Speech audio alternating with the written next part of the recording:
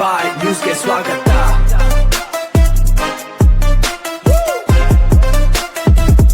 ನಮಸ್ಕಾರ, ಜೀವ ನ್ಯೂಸ್ ಟಿವಿಗೆ ಸ್ವಾಗತ. ಅಕ್ರಮ ನುಸುಳುಕೋರರ ಪತ್ತೆಗೆ ಎಸ್ಐಆರ್ ಅಸ್ತ್ರ.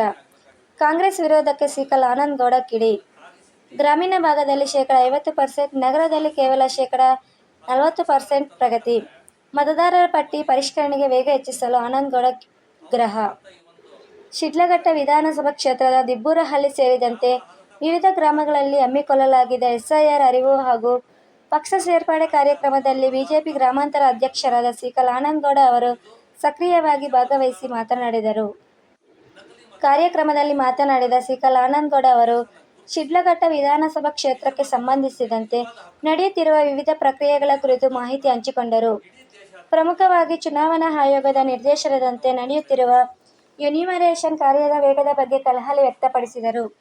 ಕ್ಷೇತ್ರದ ದಂಡಾಧಿಕಾರಿಗಳು ಹಾಗೂ ಇಆರ್ಒ ಅವರೊಂದಿಗೆ ನಾವು ನಿರಂತರ ಸಂಪರ್ಕದಲ್ಲಿದ್ದು ಪ್ರತಿದಿನದ ಅಪ್ಡೇಟ್ಗಳನ್ನು ಪಡೆಯುತ್ತಿದ್ದೇವೆ.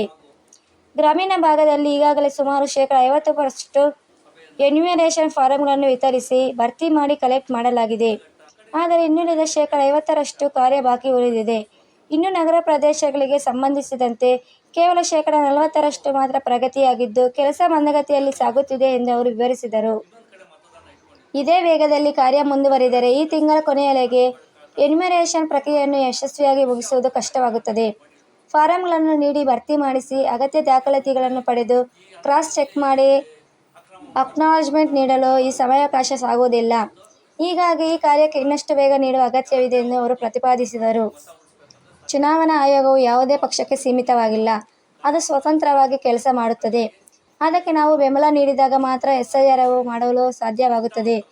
ಎಸ್ಐಆರ್ನ ಮುಖ್ಯ ಉದ್ದೇಶವೆಂದರೆ ಬೇರೆ ದೇಶಗಳಿಂದ ಬಂದು ಇಲ್ಲೇ ನೆಲೆಸಿ ಎಲೆಕ್ಷನ್ ಕಾರ್ಡ್ ಮತ್ತು ರೇಷನ್ ಕಾರ್ಡ್ಗಳನ್ನು ಮಾಡಿಸಿಕೊಂಡು ಇಲ್ಲಿನ ಸೌಲಭ್ಯಗಳನ್ನು ಪಡೆಯುತ್ತಿರುವವರನ್ನು ಪತ್ತೆ ಹಚ್ಚುವುದಾಗಿ ಎಂದು ತಿಳಿಸಿದರು. ಇದೇ ವೇಳೆ ಕಾಂಗ್ರೆಸ್ ಪಕ್ಷದ ವಿರುದ್ಧ ವಾಗ್ದಾಳಿ ನಡೆಸಿದ ಅವರು, ಕಾಂಗ್ರೆಸ್ನವರು ಎಸ್ಐಆರ್ ಪ್ರಕ್ರಿಯೆಗೆ ತೀವ್ರ ವಿರೋಧ ವ್ಯಕ್ತಪಡಿಸುತ್ತಿದ್ದಾರೆ. ಅವರು ಅಲ್ಪಸಂಖ್ಯಾತರನ್ನು ಟಾರ್ಗೆಟ್ ಮಾಡಿ ಅವರ ವೋಟ್ಗಳನ್ನು ತೆಗೆಸಲಾಗುತ್ತದೆ ಎಂದು ಆರೋಪಿಸಿದ್ದಾರೆ. ಬಾಗೇಪಲ್ಲಿಯಲ್ಲಿ ಪಾಕಿಸ್ತಾನದಿಂದ ಬಂದು 22 ವರ್ಷಗಳಿಂದ ನೆಲೆಸಿದ್ದವರು ಎಲೆಕ್ಷನ್ ಕಾರ್ಡ್ ಮತ್ತು ರೇಷನ್ ಕಾರ್ಡ್ ಪಡೆದಿರುವುದು ಎಸ್ಐಆರ್ ಪ್ರಕ್ರಿಯೆಯಿಂದಲೇ ಬೆಳಕಿಗೆ ಬಂದಿದೆ. ಈ ರೀತಿಯ ಸೂಕ್ಷ್ಮ ವಿಚಾರಗಳನ್ನು ಗಂಭೀರವಾಗಿ ಪರಿಗಣಿಸಿದ್ದರೆ ದೇಶದ ಭದ್ರತೆಯ ಮೇಲೆ ಕೆಟ್ಟ ಪರಿಣಾಮ ಬೀರುತ್ತದೆ. ಕಾಂಗ್ರೆಸ್ನವರಿಗೆ ಈ ಬಗ್ಗೆ ಯಾವಾಗ ಬುದ್ಧಿ ಬರುತ್ತದೋ ಗೊತ್ತಿಲ್ಲ. ಅವರು ಅಭಿವೃದ್ಧಿ ಬಗ್ಗೆ ಚರ್ಚೆ ಮಾಡದೆ ಕೇವಲ ರಾಜಕೀಯ ಮಾಡುತ್ತಿದ್ದಾರೆ ಎಂದು ಸಿಕಲ್ ಆನಂದ್ ಗೌಡ ಅವರು ಆಕ್ರೋಶ ವ್ಯಕ್ತಪಡಿಸಿದರು. ಇದೇ ವೇಳೆ ಚಿಕ್ಕಬಳ್ಳಾಪುರ ಜಿಲ್ಲೆಯ ರಾಜಕೀಯ ಬಗ್ಗೆ ಮಾತನಾಡಿದ ಅವರು, ಚಿಕ್ಕಬಳ್ಳಾಪುರ ಎಂದ ತಕ್ಷಣ ರಾಜ್ಯದಲ್ಲಿ ಒಬ್ಬ ಹುಚ್ಚ ವೆಂಕಟ್ನಿಂದಾಗಿ ಇಡೀ ಜಿಲ್ಲೆ ನಗೆಪಾಟಲಾಗಿದೆ. ದಯವಿಟ್ಟು ಶಿಡ್ಲಘಟ್ಟವನ್ನು ಈ ಮಟ್ಟಕ್ಕೆ ತರಬೇಡಿ. ಇಲ್ಲಿನ ಗುಂಪುಗಾರಿಕೆಯಿಂದ ಕಾರ್ಯಕರ್ತರನ್ನು ದಾರಿ ತಪ್ಪಿಸುವ ಕೆಲಸ ನಿಲ್ಲಬೇಕು. ಪ್ರತಿಯೊಂದು ಪ್ರಕ್ರಿಯೆಯೂ ಸಿಸ್ಟಮ್ಯಾಟಿಕ್ ಆಗಿ ನಡೆದಾಗ ಮಾತ್ರ ಅದಕ್ಕೊಂದು ಅರ್ಥ ಇರುತ್ತದೆ ಎಂದು ತಿಳಿಸಿದರು. ಈ ಸಂದರ್ಭದಲ್ಲಿ ರಾಜಣ್ಣ, ಸೋಮಶೇಖರ್ ರೆಡ್ಡಿ, ಡಿಜೆ ಆಂಜನಪ್ಪ, ಶ್ರೀಧರ್, ಪ್ರಸನ್ನ, ಸುಬ್ರಾಯಪ್ಪ, ಕರಿಯಪ್ಪ ಸೇರಿದಂತೆ ಮತ್ತಿತರರು ಇದ್ದರು. ಶಿಡ್ಲಘಟ್ಟ ವರದಿ ಸಬ್ಸ್ಕ್ರೈಬ್ ಮಾಡಿ, ಸಪೋರ್ಟ್ ಮಾಡಿ. ಜೀವ ನ್ಯೂಸ್ ನಿರಂತರ ಸುದ್ದಿಗಾಗಿ ನೋಡ್ತಾ ಇರಿ. ನಲ್ಲಿ ಎಲ್ಲ ಹಿರಿಯರು ಪಾಲ್ಗೊಂಡು ನಮ್ಮ ಜವಾಬ್ದಾರಿಯನ್ನ BLOಗಳ ಮುಖಾಂತರ ನಾವು ಯಾವ ರೀತಿಯಾಗಿ ಎನ್ಯುಮರೇಷನ್ ಫಾರ್ಮ್ನ ಫಿಲ್ ಮಾಡಬೇಕು, ಕೊಟ್ಟಿರ್ತಕ್ಕಂಥ ಕಾಲಾವಕಾಶ ಏನಿದೆ ಆ ಅವಕಾಶದಲ್ಲಿ ನಾವು ಅದನ್ನ ಫುಲ್ಫಿಲ್ ಮಾಡಿ ಇದನ್ನ ತುಂಬಾ ಯಶಸ್ವಿಗೊಳಿಸಬೇಕು ಅಂತೇಳಿ ಈ ಮುಖಾಂತರ ನಾನು ಮನವಿಯನ್ನು. ಆ ಥರ 2 ಓಟ್ ಇರ್ತಕ್ಕಂಥದ್ದು ಇಲ್ಲ.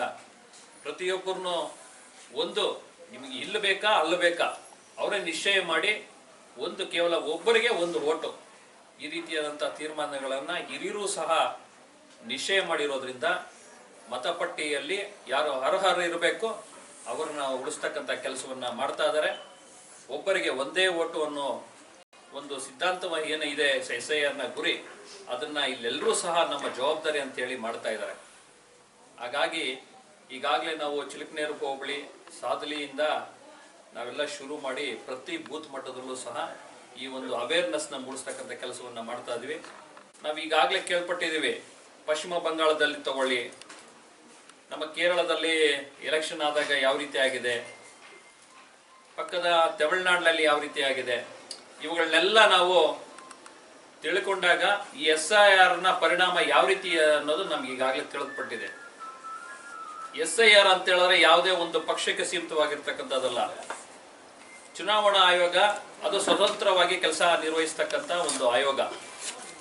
ಅದರ ಉದ್ದೇಶ ಇಷ್ಟೇ, ಯಾವೊಂದು ಕಳ್ಳ ಮತಗಳು ಸಹ ಯಾವುದೋ ಒಂದು ಪಕ್ಷಕ್ಕೆ ಸೀಮಿತವಾಗಿ ಅವರನ್ನ ಕೇವಲ ಎಲೆಕ್ಷನ್ ಟೈಮ್ನಲ್ಲಿ ಬಳಸ್ತಕ್ಕಂಥ ಒಂದು ಉದ್ದೇಶವನ್ನು ಏನು ಇಟ್ಕೊಂಡಿದ್ದಾರೆ, ಇದು ಯಾವುದು ನಮ್ಮ ಭಾರತದಲ್ಲಿ ನಡೀಬಾರದು ಅಂತೇಳಿ ತುಂಬ ಕಟ್ಟುನಿಟ್ಟಾದಂತಹ ಒಂದು ತೀರ್ಮಾನಗಳನ್ನು ತಗೊಂಡು ಇವತ್ತಿನ ದಿವಸ SIR ಮಾಡ್ತಾ ಇದ್ದಾರೆ.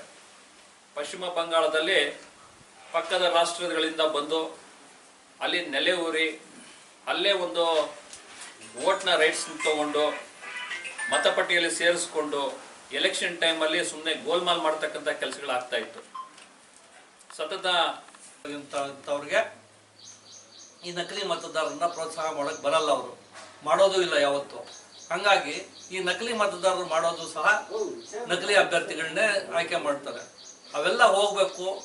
ದೇಶ ಒಂದು ಸದೃಢ ಆಗ್ಬೇಕಾದ್ರೆ ಒಳ್ಳೆ ನಾಯಕತ್ವ ಹಳ್ಳಿಯಿಂದ ಹಿಡಿದು ಡಿಲ್ಲಿವರೆಗೂ ಬರಬೇಕು ಅನ್ನೋ ಒಂದು ಸದುದ್ದೇಶ ಇಟ್ಕೊಂಡು ಮೋದಿಜಿ ಅವರು ಈ ಒಂದು ಕಾರ್ಯಕ್ರಮನ ದೇಶಕ್ಕೆ ಕೊಟ್ಟಿದ್ದಾರೆ.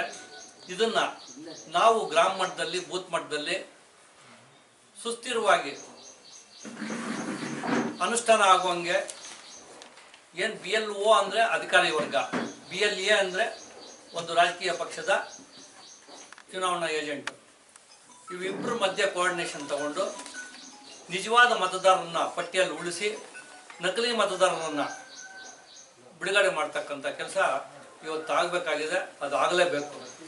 ಯಾವತ್ತೂ ಆಗಬೇಕಾಗಿತ್ತೋ ಹೇಳ್ದಂಗೆ ಇವತ್ತು ಕೊನೆ ಪಕ್ಷ ಇವಾಗ ಅದು ಚಾಲನೆಗೆ ಬಂದಿದೆ. ಅದು ಆಗಲಿ. ಹಂಗೇನೆ ಈಗ ಒಬ್ಬೊಬ್ಬರು